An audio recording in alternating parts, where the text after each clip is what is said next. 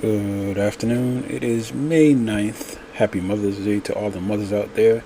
This is the Common Sense Podcast. And today we're asking, are the Republicans in the Republican Party, are they in a cult? Let's find out.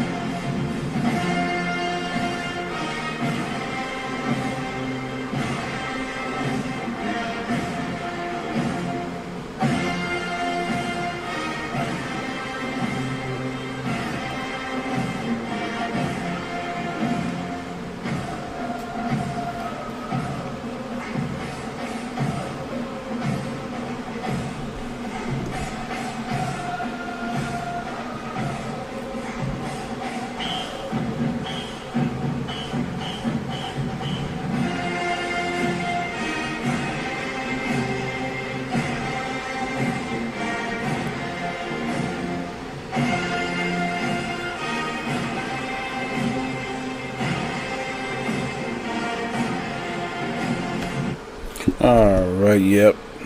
Yes, are they in a cult? That is the major question. Because the things they're displaying are really, really absurd. They're making bills that are counterproductive. Listen to this clip. I want to start with the last one first. It is definitely going to make it harder for people to vote. And one of the things that's the most frustrating things about this piece of legislation is that the legislators pushing it have stopped even pretending that it's about trying to fix what happened in the 2020 elections. Yeah, they just outright just trying to take power. That's all they're trying to do. It's nothing about fixing the election. It's about seizing power. I just don't understand why people with power are afraid to lose power. And I just don't understand why is that. You have your Joe Manchins and your cinemas who they corporately bought. I don't understand why they go ahead and they take that. I understand you have lobbyists and stuff like that, but they just don't work for the people. Alright, so we'll be right back after this commercial break. And we're back from commercial break. Joe Manchin. Is he naive or stupid or power mad hungry since the Senate is 50-50?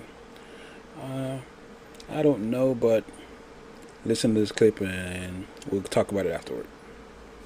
In all due respect to your party, I don't think you guys play power politics as well as the other side.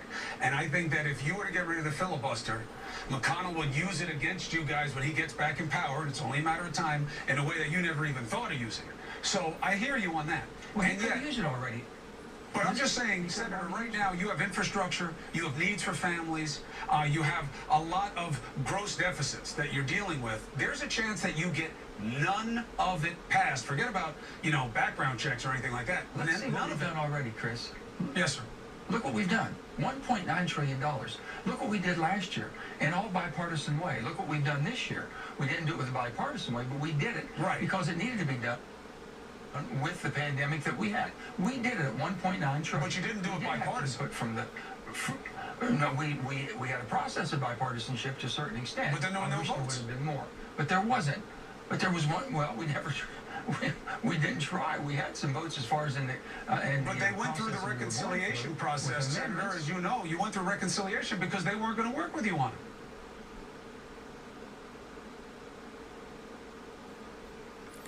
it. Yeah, I just think Joe Manchin's an idiot.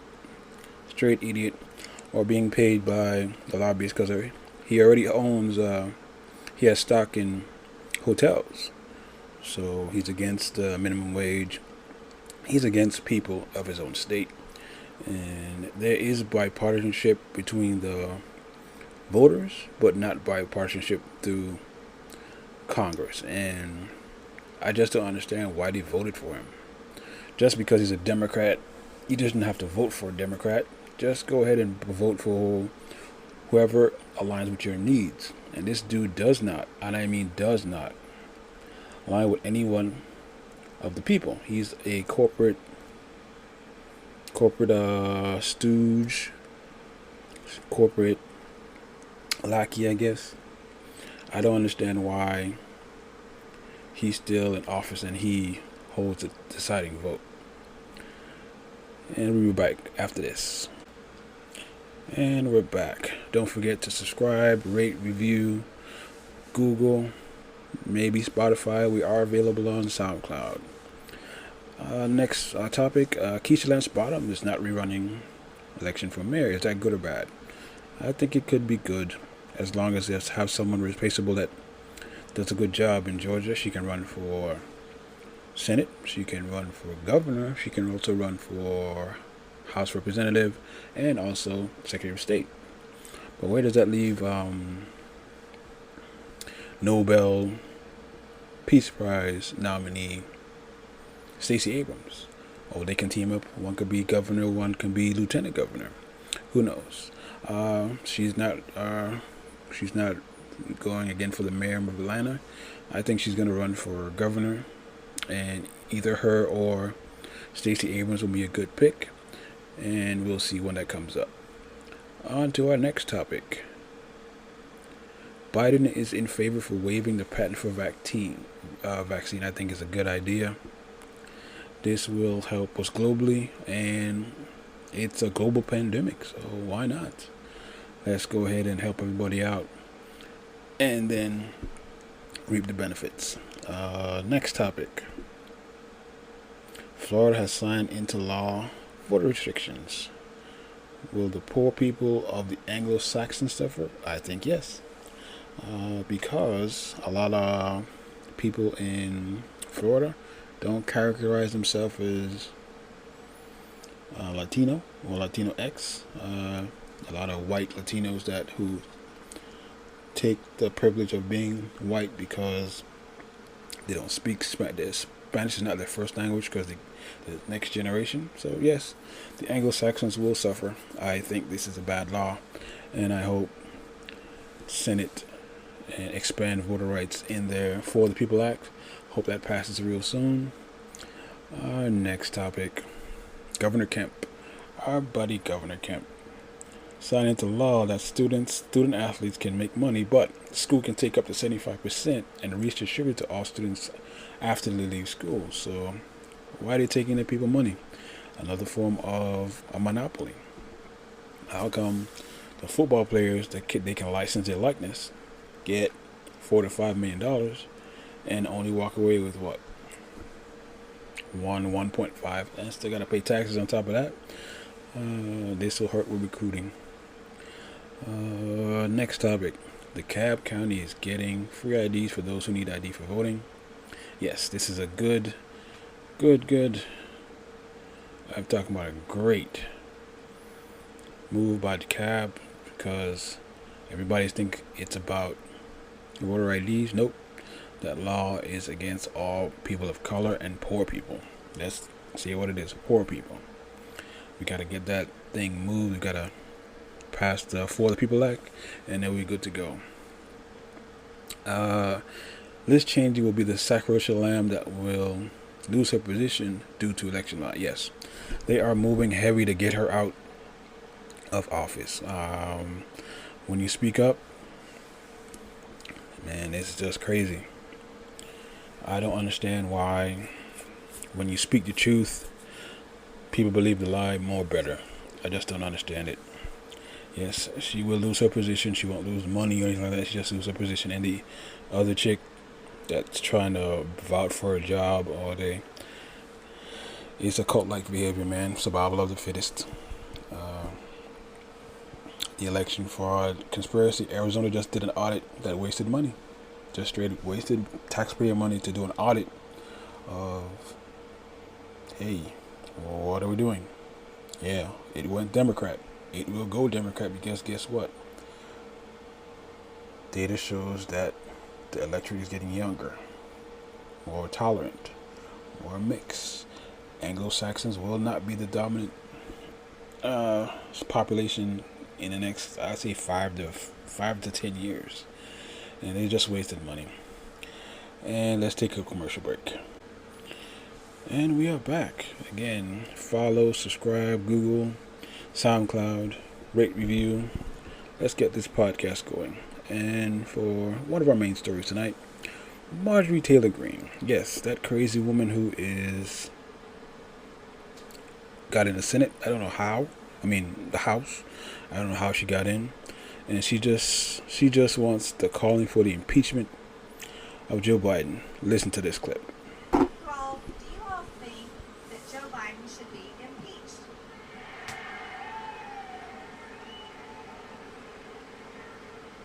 Yeah, I think so too. As a matter of fact, I introduced articles to impeach Joe Biden. And I really don't care if Republicans are in the minority. I think we still need to work to impeach Joe Biden. And you do too. You see, Joe Biden has a certain weakness in his name is Hunter Biden. And Hunter Biden has a certain affinity with doing business in Ukraine and China. Yeah, and I think that's a little problem for the President of the United States, and it's a bigger problem for the American people.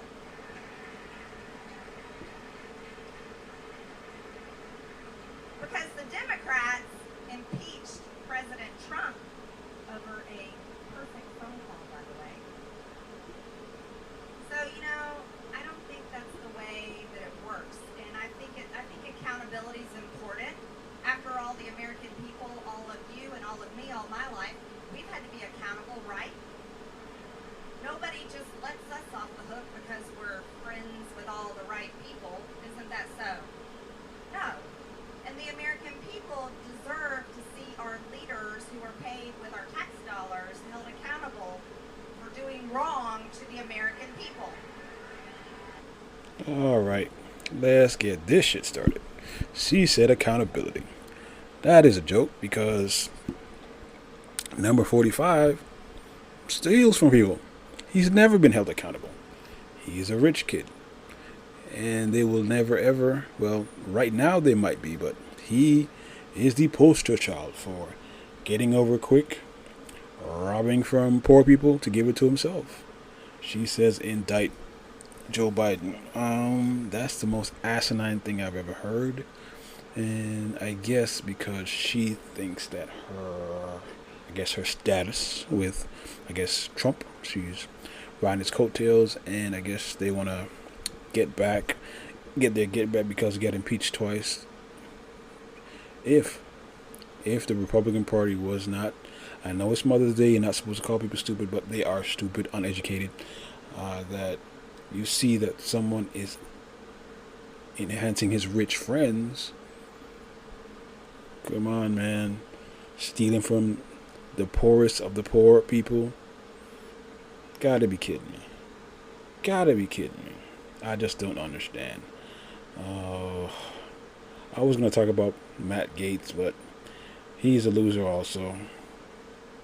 he was at this event with her talking about AOC, and he's a wanted man. Yes, you are wanted because you're a scumbag.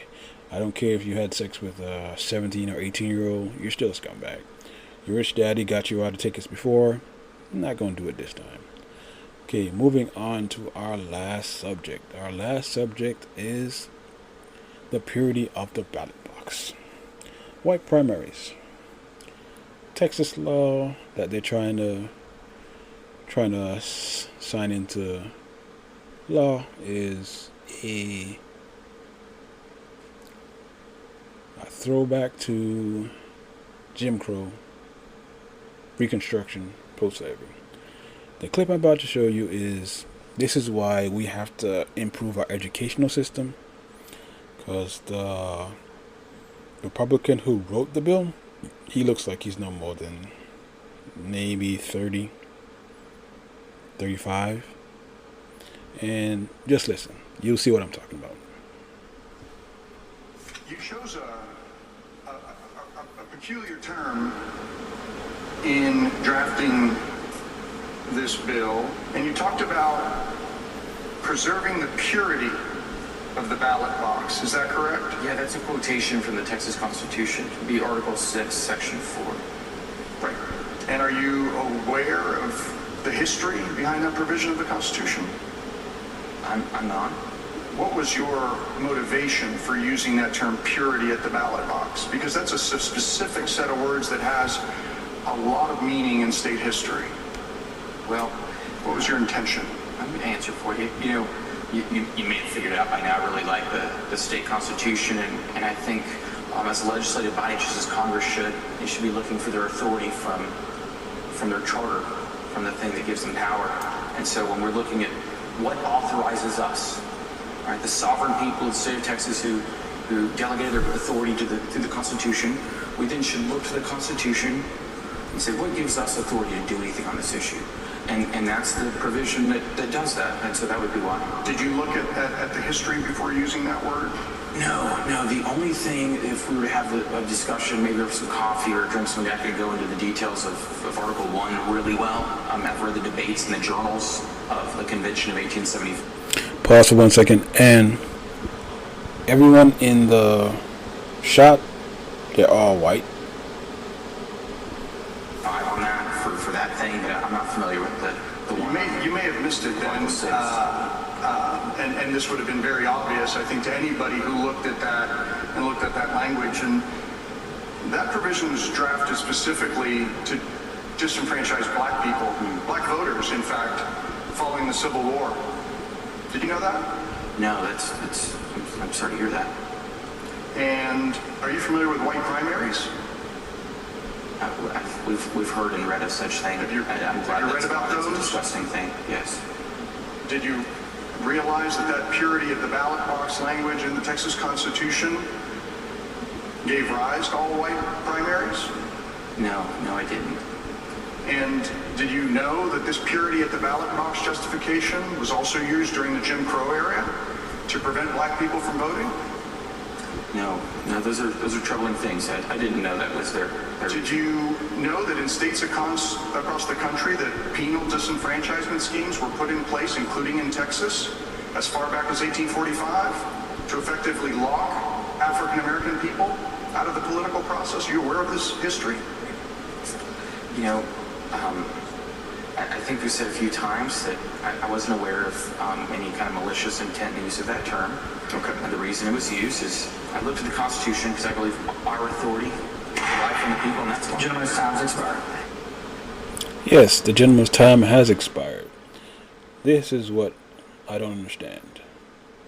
We have to do our research. And if we don't do our research, they're going to try to hold us down again. All these laws are going back to Jim Crow. Jim Crow is not that far removed. 1940, 1950. Less than 50 years. Reach one, teach one, man. Let's do our part to give us the power to a pandemic to give access to all people. I mean all people to vote. And you see what happened. Let's Let's keep this going. Let's keep the fight up. Like I say, I'm an independent. I'm a registered independent, and I rock with the Democrats because they rock with the people. Republicans are not rocking with us. If you can give me a Republican that can rock with us, I'll rock with them, but we don't. And again, subscribe, follow, rate, review. Any comments, you can send an email to thepineapplespot@gmail.com. See you next time. And right now, we're out.